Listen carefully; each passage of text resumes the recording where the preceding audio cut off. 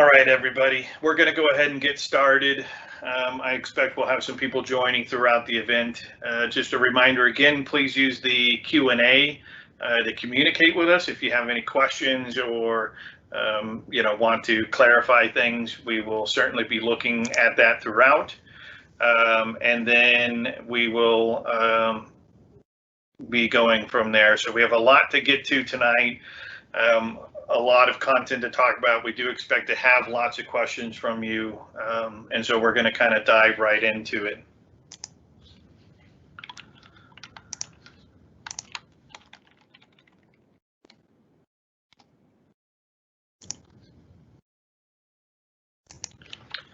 All right, so let's get into the agenda here. We are going to be talking about a bunch of things, but tonight we're really here to talk about getting back to sports. We're excited to be talking about it. It's been a long time in coming. We had, hoped that we could perhaps be doing this conversation much earlier in the year than now, but we're still hopeful that, we can get a lot done in what time we have left. So we're going to be talking about the good, the bad, the ugly, some of the unknowns that we have in getting back to sports. What does that mean?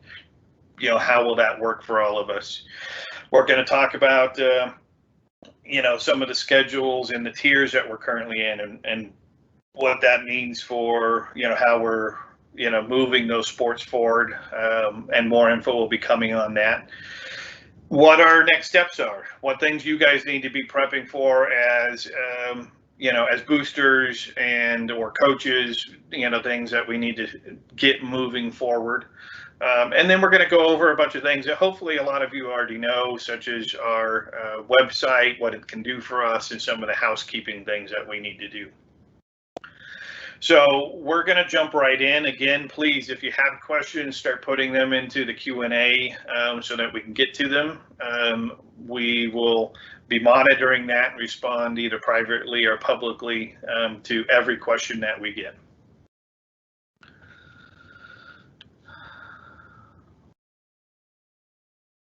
Give me just a second here for some housekeeping.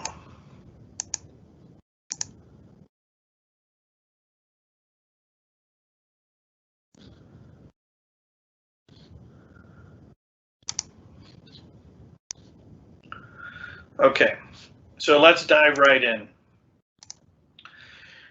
So if you haven't seen this already, this is what the CIF released, and we will kind of go over this a little bit here. I'm just kind of going over the different colors and what they mean.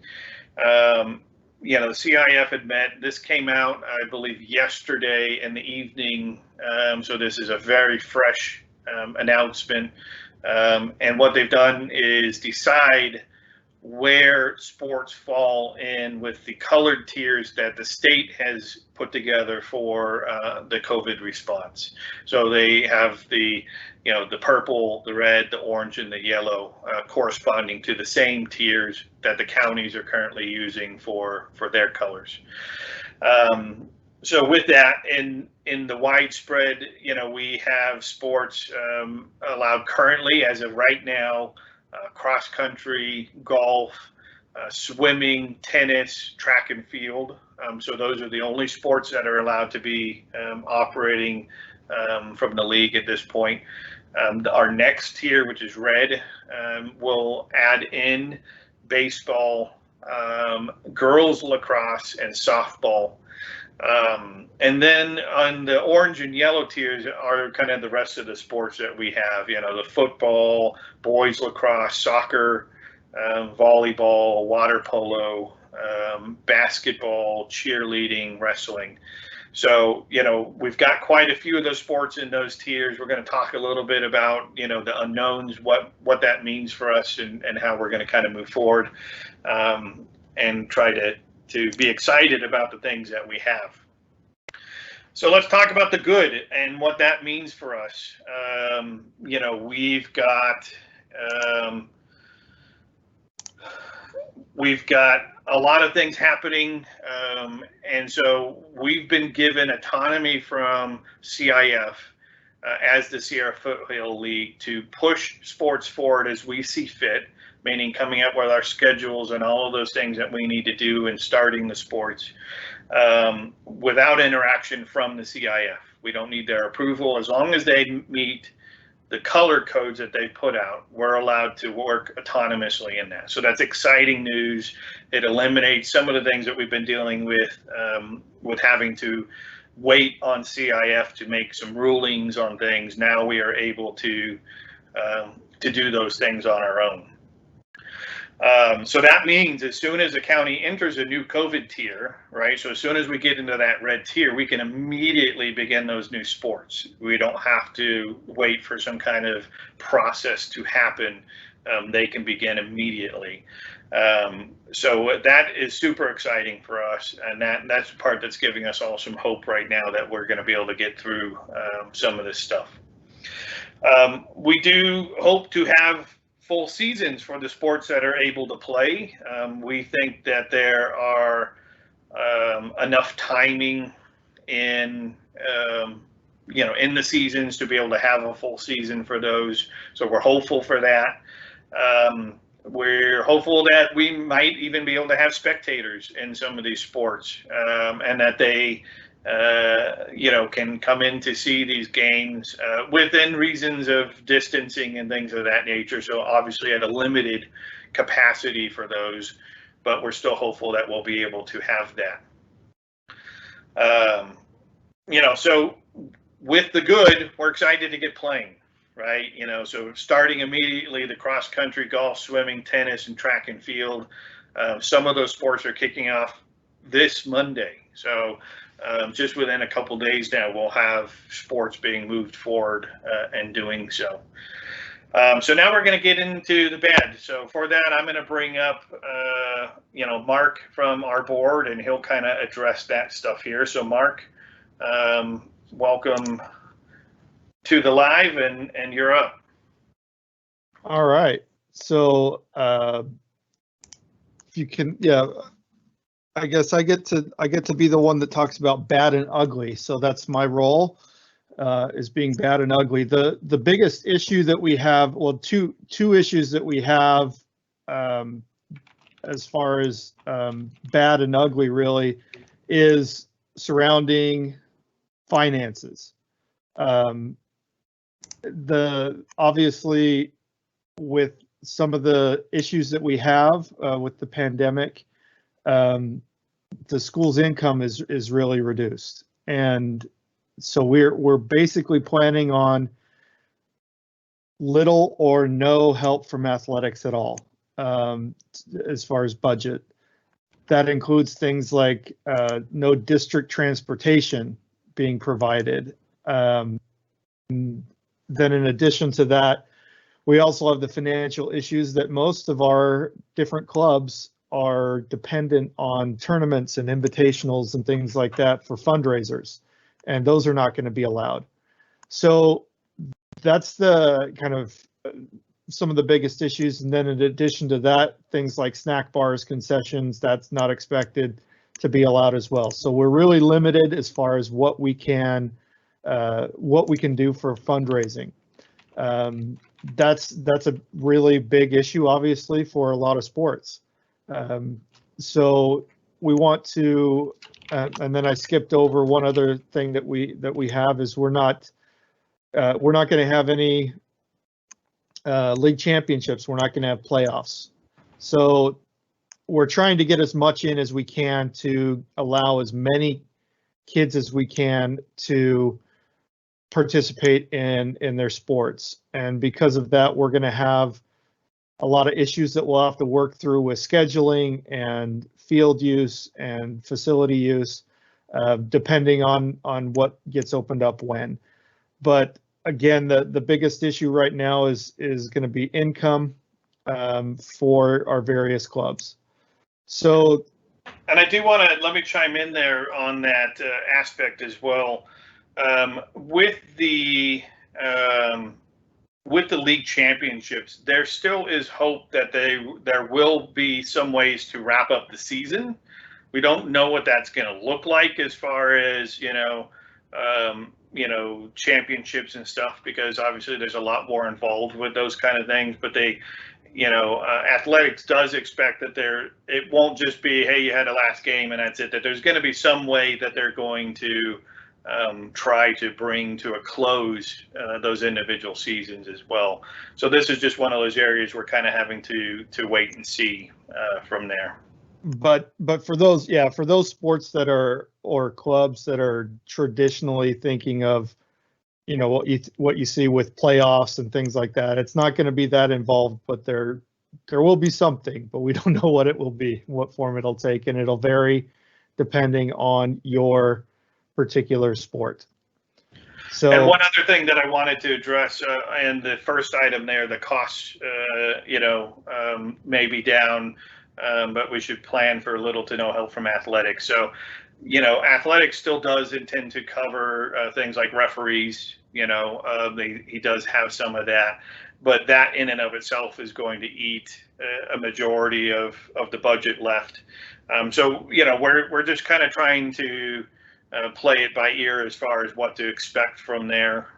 Obviously, with the no district sponsored transportation, that means our costs as a program are lower. But that didn't offset enough, of the income loss for that either. So those are things that we'll just kind of be seeing as we go along. Yeah. So one thing that came up in the Q&A that I'll put out there is spectators may be allowed, but we're not even sure how or when or what form that's going to take. Obviously, there will be some social distancing rules and things like that in place. So that's a little to be determined still, but we'll get into that a little bit more specifically. So let's move on to even better.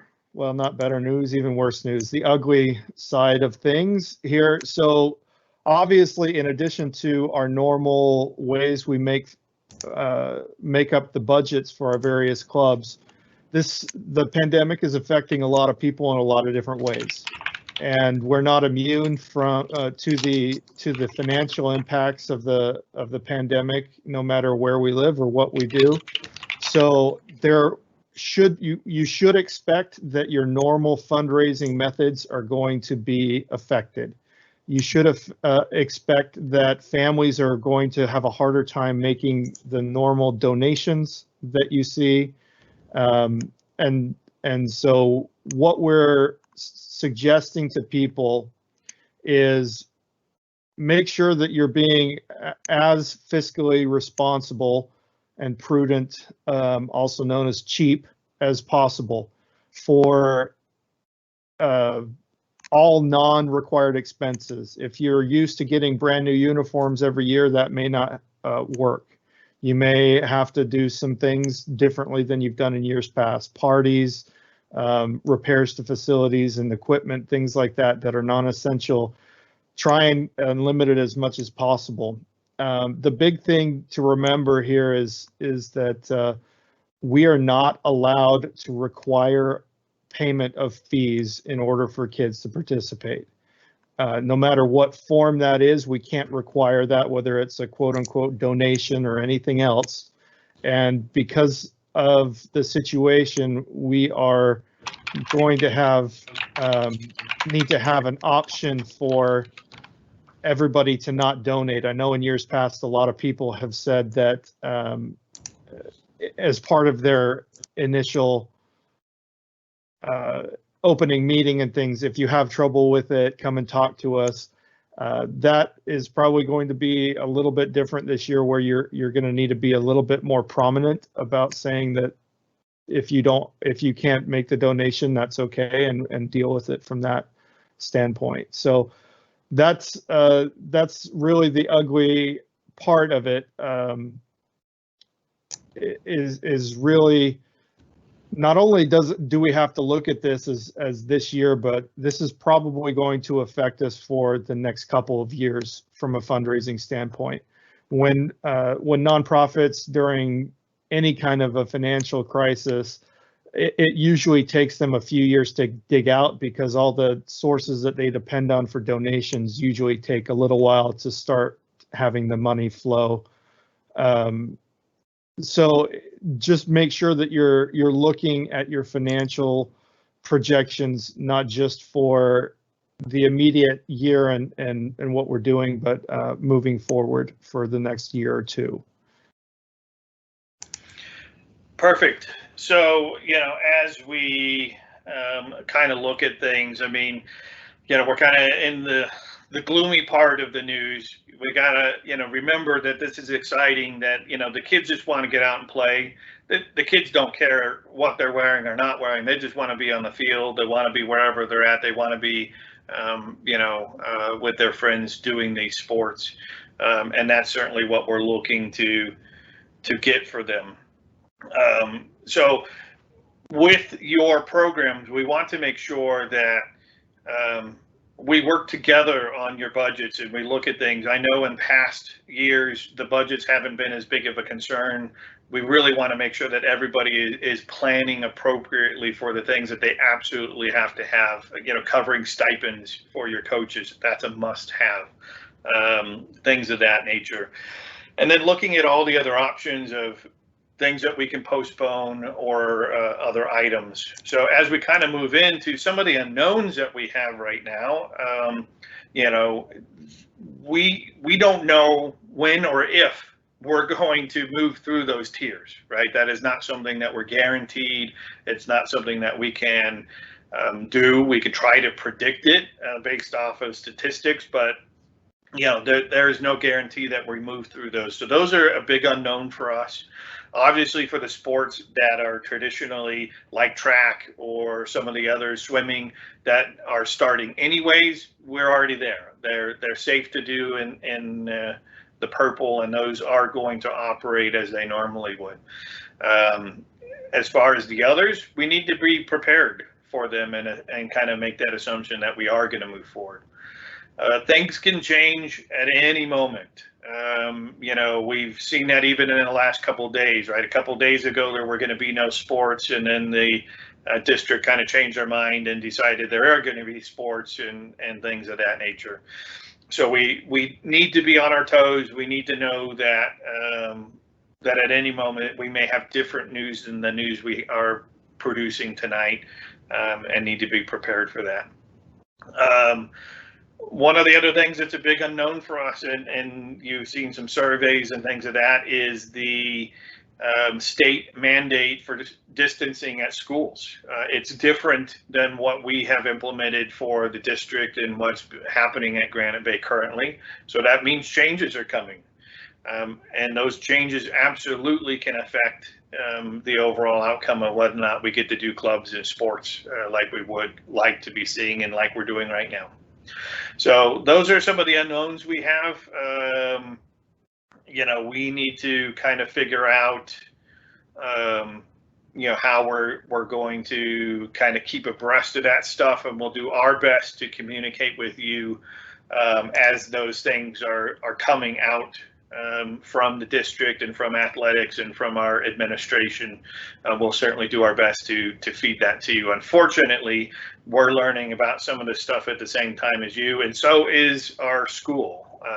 Sometimes these things are very last minute. So what's next, you ask? Things are going to get crazy. We expect things are going to be really busy, especially as sports get released and allowed to play.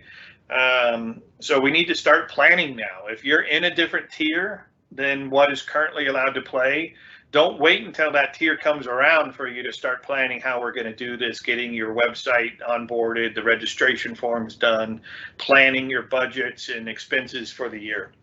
So we really want you to start thinking about those things now and get them going in your plans.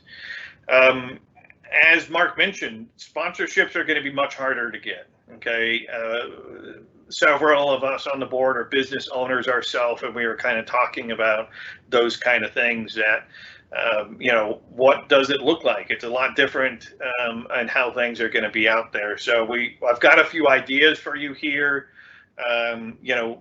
to take advantage of in trying to raise some money.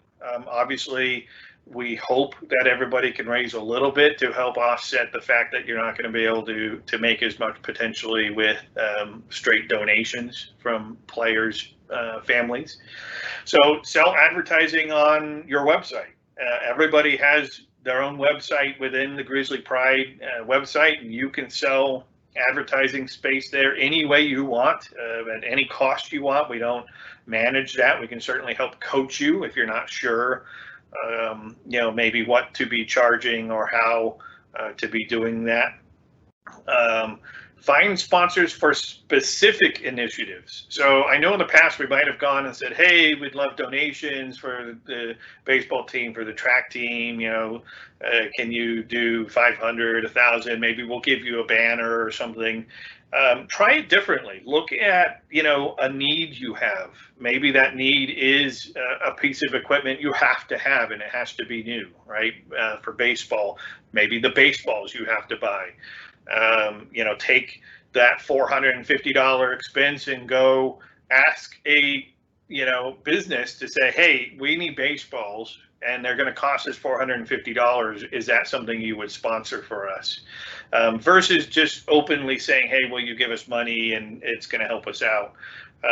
People tend to be more likely to donate those kind of things when they know specifically what they're going to be doing and how it's going to help you, versus, hey, give us some money and we'll put it to good use.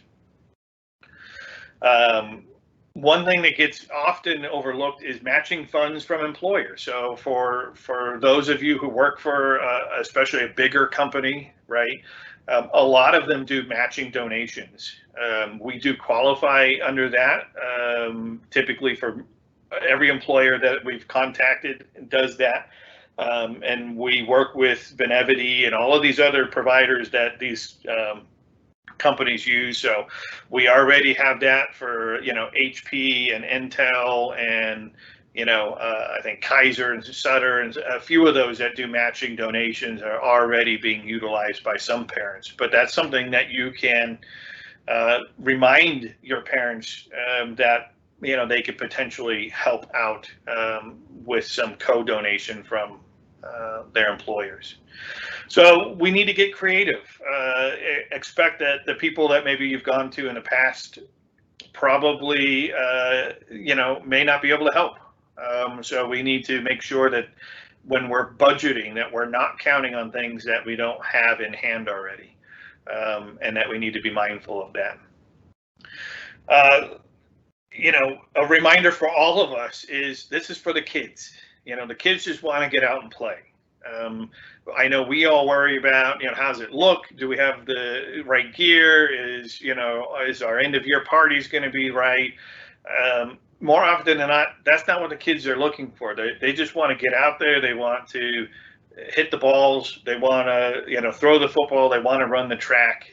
And that's what we all need to be remembering, is that while it may not look like it has in the past, we still need to try our best to, focus on getting them what they can and doing our best to make it as good of an experience as it can. I've had kids graduate from the school during COVID, and it sucks. So, everybody did the best that they could within the reasons and, requirements that we had to try to make it, work for that. So, I think the kids have gotten to the point that they understand that. Make sure that you're utilizing the tools we pay for you. I mean, those things can't go away. And so we still have things like Sports Engine, the website. We're going to talk about it a little bit later.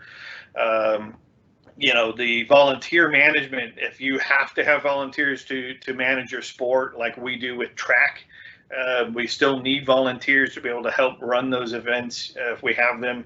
Make sure to use these tools. They're free. Those are the kind of things that maybe in the past you paid for, and you get to save that cost by using the things we're already providing you.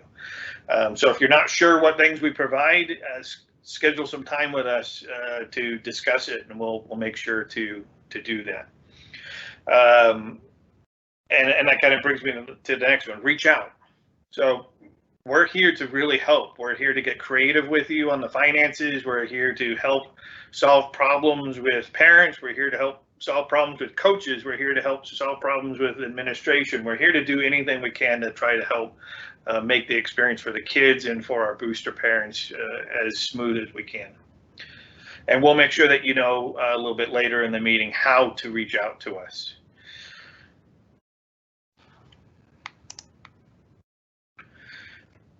So one of the keys is we're kind of getting through to more of the information that we have presented some of this last time. And please don't forget to send in your questions. If you have them, we will get to them. Even if you posted and we haven't answered yet, we will answer them all. So one of the keys that we need to do with the systems that we have is we need to start getting information updated. So we have lots of tools that we use, but if we don't have good information for those tools, then unfortunately it kind of puts a delay into your stuff. For example, check requests. If you had a new treasurer or a new president join up, then you need to get us the information, because if we don't, then your check requests are going to go to the wrong people and they won't actually make it through, and then your reimbursements or your payments to people are going to be delayed. So please make sure that you have, if you have changes in your clubs, your booster president and treasurer more specifically, please email that to our club requests at gbhboosters.org so that we can get those updated. In addition, we are only doing communication from boosters through the Sports Engine platform now. So, for example, if you aren't on this meeting because you didn't know there was a meeting, and then you're watching this on a video after the fact, that's because you're not registered at the Sports Engine at the grizzlypride.com website. So we have listed here the links for that. It's just grizzlypride.com/coaches if you're a coach, or grizzlypride.com/volunteers if you're a booster volunteer, parent volunteer, or somehow related to the school or any of those things. You sign up through there. The forms basically just ask for some information, and then it allows us to put you into the right categories for the communication.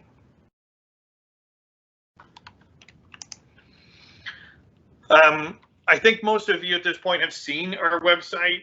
If you haven't, here's what it looks like at the current homepage right now. We do need to do some overhaul now that we've got information from COVID. We do need to get the teams updated into it. It's a beautiful platform. We've had a lot of great work done to getting it implemented. Now it's time for us to really start pushing to get it used, especially in a year that we are lighter in our workloads. We can take the time to really start building out each of your club's sites for that. So if you are new to the clubs or to the boosters and you're wondering, what is this Grizzly Pride? Why do I care? I'm a coach. I just want to email my parents. Here are some of the reasons. It allows the booster clubs that support you as coaches and faculty to be able to do more with less resources. So things like your registration forms that you might be doing physically at family nights or things of that nature can now be done electronically. Donations, rosters, schedules for your games. The website has a mobile application, so your players and parents can RSVP to different events that they're going to come to, or maybe if they're in quarantine, they can say that they're not coming, and all of those things are updated in real time for coaches to be able to manage the teams better. So as boosters, our job is to support the coaches who then coach our kids to play. So we're trying to make it as easy for everybody to work together as we can. each of you get your own section, so you get to maintain it. You can have your own web people. It's fairly easy. It's all point and click type stuff. You don't need to know any coding or development stuff to manage it. Because it's super simple there. And it allows us as master boosters to be able to see all of that. So financial data, we can more easily put things into the right accounts for people when you have registrations. You don't have to report that up to us anymore. We actually see it aggregated for us. So we need help overall, each team getting their stuff done. We do need, help maintaining the overall site from master boosters. So if any of you enjoy doing that kind of stuff and putting up some pictures and maybe writing a little content here and there, reach out to us, please. We could use the help. As you can imagine, with COVID, we're all super busy on the board, and we're doing our best to keep everything as forefront as we can. So if you are a club and you are not on the Grizzly Pride website yet, then you need to get onboarded. It is something that we can do in a couple hours of time with us training you and walking through the process. We are hoping that all teams can get in there, before they start would be ideal. We do understand and are trying to be flexible in that, but it really helps us all with the social distancing part, right? Because it's all electronic and the parents can get involved without having to, fill out forms and things of that nature. You can schedule one-on-one time with me to personally help you guys onboard your club to the site.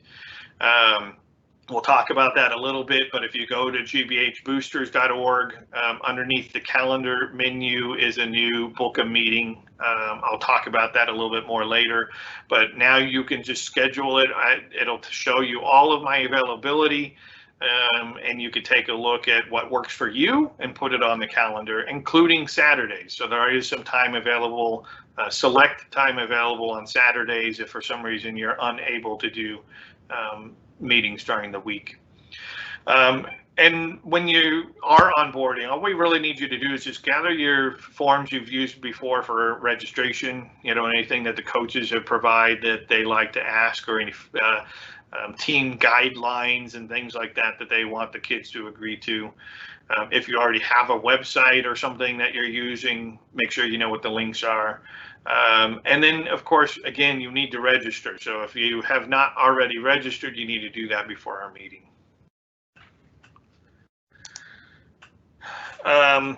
We'll quickly just go over, we have a boosters website, at least for the time being. This is where you fill out forms, check requests, things of that nature.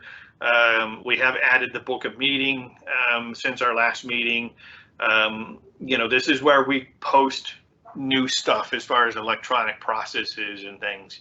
So that's just gbhboosters.org. So if you can remember that, anytime you're not sure when a meeting's going to be, you're not sure what our tax ID or mission statements are or anything like that, you can get that from the website.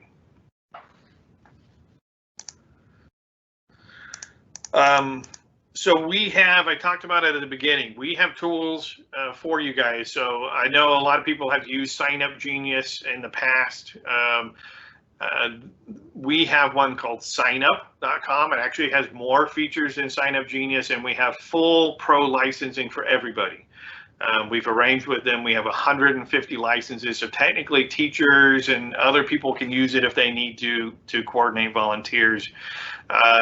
So this is going to be here. I'm not going to talk about it a lot. You can go research it yourself, but we have licenses, and you basically go sign up for an account, and then you do upgrade, and then you just put in this code. So this will be in the recording. We've handed this out before. We may send out a message about it as well. But you can go get that feature, and then that saves you some cost of having to use something like a Sign Up Genius.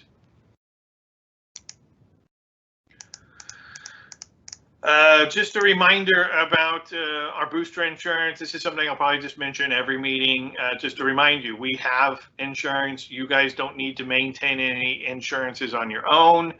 There's when we do arrange for fundraisers, you don't need to do anything as far as pre-authorization or getting a special form or anything like that for your fundraisers. Even if there's alcohol, there's nothing additional you have to do. And we have great coverages for for all of our clubs. This does not cover obviously the teams and playing sports. That's covered by the school, but it covers anything we do, our equipment and things like that.